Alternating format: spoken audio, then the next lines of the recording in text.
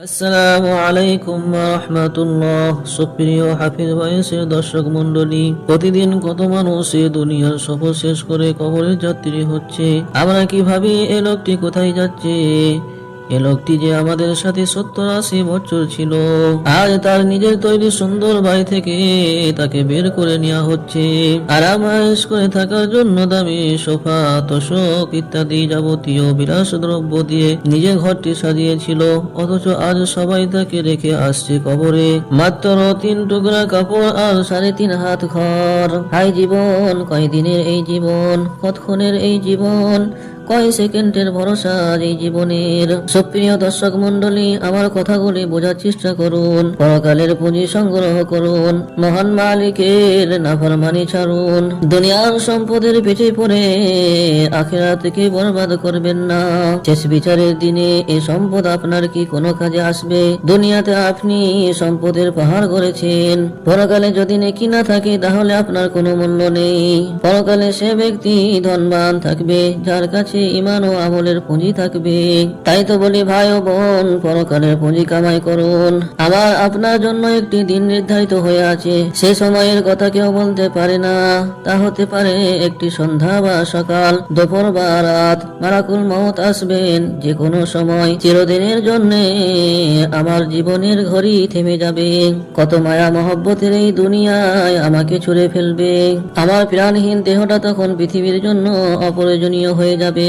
আত্মীয় স্বজন আমাকে কবরে রেখে আসবে, রেখে এসে অবসর হয়ে যাবে। আমি একা পড়ে থাকবো অন্ধকার কবরে। আমাকে আর কারো প্রয়োজন নেই। আমি তো আর কাউকে কিছু দিতে পারবো না, কারো উপকার করতে পারবো না। তাহলে তাদের কি প্রয়োজন আমাকে?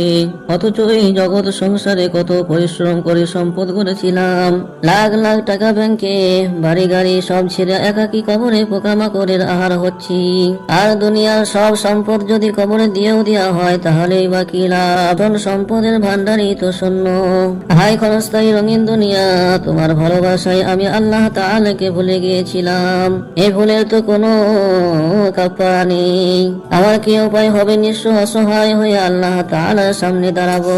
হাসরের মাঠে যার বাম হাতে আমলনামা আসবে, তখন তার হতাশার শেষ থাকবে না। আফসোস করতে করতে বলবে, মা আগনা আন্নি মালিয়া, আমার ধন সম্পদ আমার কোনো কাজে এলো না। এরপর ফেরেশতারা তাকে জাহান্নামে নিয়ে যাবে, গলায় আগুনের শিকল পরিয়ে। আজ দুনিয়ার মানুষ জাহান্নামের আগুনে বসে হাসছে, খবর নেই তার জন্য জাহান্নামের আগুনকে তেজ দেওয়া হচ্ছে। আর মানুষ হাসছে, খেলছে, আমোদ ফুর্তি করছে। ও দর্শক মন্ডলী, আল্লাহ তাআলার সামনে দাঁড়াবার জন্য তৈরি হন। মৃত্যু আত্মাকে জীবিত করুন, অন্ধকার আত্মাকে আল্লাহ তাআলার গোলামির দ্বারা আলোকিত করুন। এই বিষয়টি তাবলীগ জামাত, মাদ্রাসা, মসজিদে এ কথাটাই পৌঁছিয়ে দিতে চাইছে যে এই মৃত্যু আত্মাকে জীবিত করে তোলো। আল্লাহ তার রাসূল সাল্লাল্লাহু আলাইহি ওয়াসাল্লামের পথ অনুসরণ করুন, যে পথে চললে আল্লাহ তাআলার দিদার পাওয়া যায়, যে পথে চললে দুনিয়াও করা যায়, আখিরাতও করা যায়। আল্লাহ সুবহানাহু ওয়া তাআলা আমাদেরকে সেই পথে চলার তৌফিক